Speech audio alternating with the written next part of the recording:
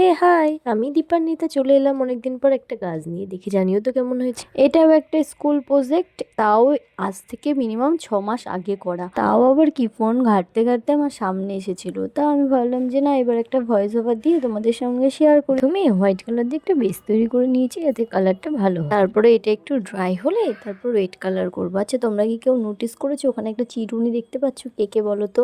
হ্যাঁ, ওটা আমার স্ট্যান্ড হিসেবে চিরুনিটা কাজে লেগেছে। আমার কোনো স্ট্যান্ড নেই, আর ভিডিও করে দেওয়ার মতো কোনো কেউ ছিল না।